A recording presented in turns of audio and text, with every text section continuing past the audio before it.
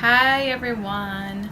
I wanted to do a video and talk about a new thing that I've been really drawn to, which is sound therapy. It kind of popped up for me in a book I was reading and was really fascinated by the concept of the fact that we as energetic beings can potentially heal ourselves, let alone be helpful and of service to other people through the use of sound and even color. So sound and color have vibration. So depending on the vibrational frequency, it has a different tone or a different hue. And these actually align with our energetic systems, like our chakras. And I just found this really fascinating because a lot of people likely one of the questions we ask people is, what's your favorite color, right?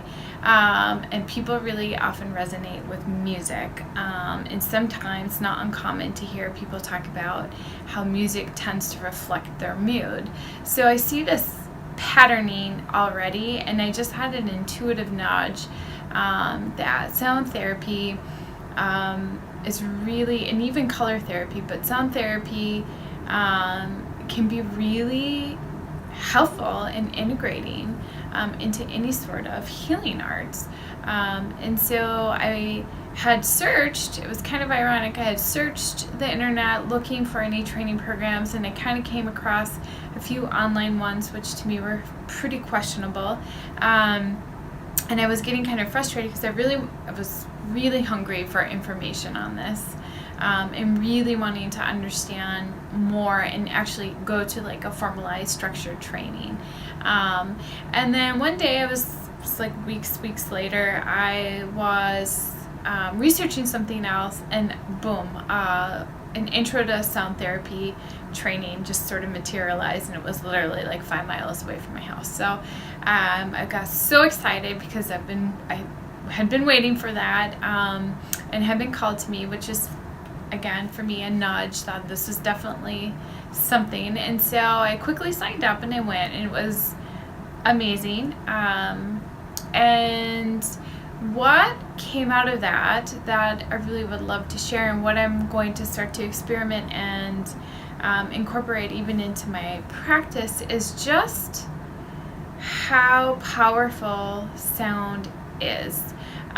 So even in the training, we had used like Tibetan bowls, there were crystal singing bowls, a gong, and even tuning forks. So there's a lot of different tools that you can use at home or in practice, and even things online. So what really came out of it was our chakras are really aligned with specific colors and specific sounds. And I'm going to actually write a blog and link it to the comment section below to help explain that more. It's a little complicated for a video, but I just kind of wanted to talk about sound therapy in general. So you can actually clear and move the energy in your body. You can clear and move emotionality. You can clear and move maybe even physical sensation complaints through the use of sound. So we experimented in the beginning of the training with Tibetan bowls, and I found it fascinating because there was a whole array, and it was really about choosing the bowl that just kind of called you. And the bowls can be all different, and I've seen YouTube videos and I know people who use them, but what I didn't actually realize was that Tibetan bowls are actually meant to be played on the body, on like the torso area. The vibration of the bowls are meant to actually go and be physically experienced through the body. And so when we would do that, well, one, a lot of us struggled in just getting the bowls to sing, which can take practice. And kind of what I got from that is you can choose the bowl, and then eventually the bowl will choose you, and that's when it will sing. You can usually get it to probably vibrate, like holding it in your hand and doing it, but to get it to sing is a different thing. And with Tibetan bowls, the sound comes out of the vibration, but they're meant to be placed on the body. And so generally it's difficult to do this to oneself, and so it can be done in a healing practice. And the bowls themselves if they're true bowls, actually can be made of different metals. So a lot of the bowls are actually constructed of 7 metals, which also correlate to the 7 chakras, and then they can be tuned in their vibrational frequency by their hertz to the chakras. So like sometimes it's like twofold. So you could have a huge array of bowls, all of 7 metals that are just, they sound differently based on what chakra that they're actually tuned to. For home purposes, what was recommended is if you want to use a Tibetan bowl, to use one of 7 metals, and just whatever resonates with you, you can just use that. But if it's made of the 7 metals, it will activate you physically, your chakras, because of the metals, not just the tone. So it was interesting because when you place it on your body and you do that, like your body absorbs that vibration. And for some people, they had the experience of it going all the way up and all the way down the length of their body. And for some, it was really intense because they're very open. For others, more like myself, I noticed certain, like, it would go from like my midline up, but not necessarily down. And so where the vibration doesn't channel, where it doesn't get sensed, is often where there might be a block. And so it was really fascinating. And then in the training, we experimented with crystal singing bowls, and those are a very different deal. They're made of quartz, high quality quartz, and they usually rest on the floor, and they are loud. You use a very soft melt. They're very easy to get to sing, but they are extremely loud. Like, it's amazing how loud they are, and they, from their sound, create a vibration, and that was a vibration that you could just feel through your body. And I was crazy for those. I was crazy for them.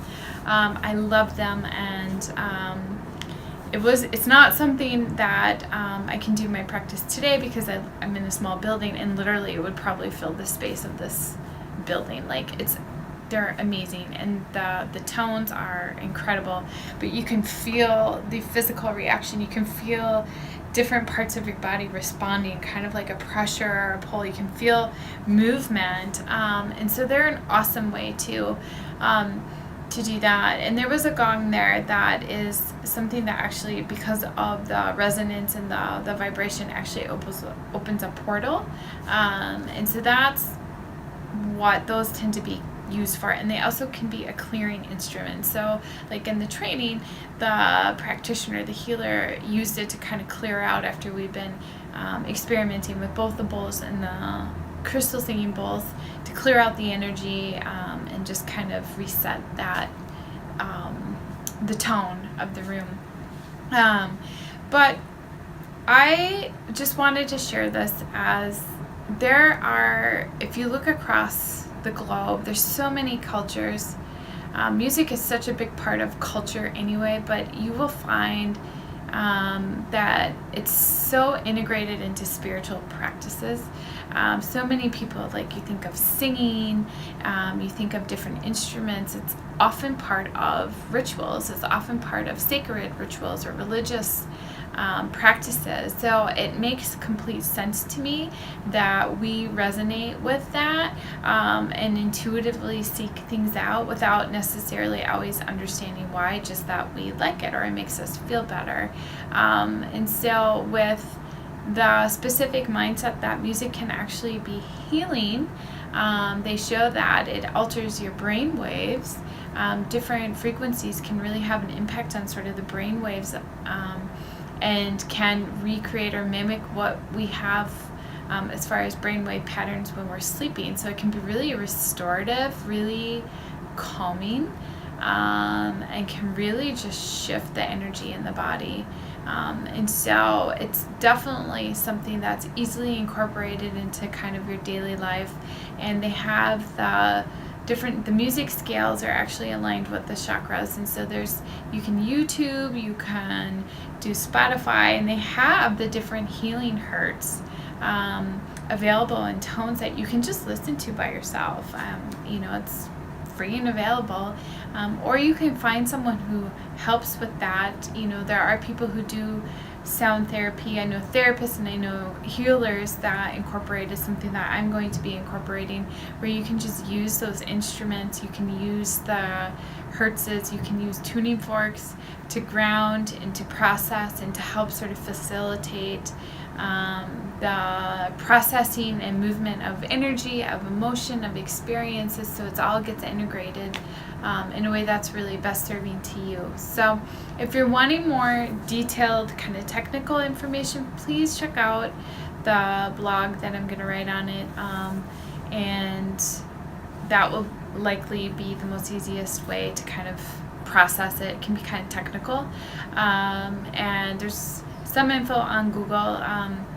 It's actually seemingly difficult to kind of find some information on this, which is why I wanted to do a video, as I'm really passionate about this, and I really feel like this is a great element to incorporate into one's practice. And what's so phenomenal is there's so many charts that show the different chakras, show the different colors, show the different hertz's tones, shows the different stones and rocks that you can use in your own daily life to sort of facilitate healing on your own, and your intuitive sense will lead you exactly to what you need to do. And if there's a discomfort with something, that's usually a signal of probably something that you're resisting or blocking, and that might be actually the area to lean in. And then you might find that you just resonate in a certain space.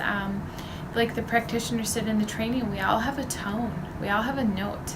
And so there's some area of comfort. I find that in my own being, I really tend to gravitate towards heart chakra based things. So of course, I was really resonating the most with the crystal singing bowls and the Tibetan bowls that were actually sound wise aligned with heart chakra. So you'll just find that you have a natural space that you might like to reside in your own body. For me, it's heart. I lead with heart in my life, and everyone is different, and all of that is valid. And so anyway, I hope this is helpful. If you like this video, feel free to like it, subscribe, and check out the blog for any more detailed information. Thanks, and have the greatest of days.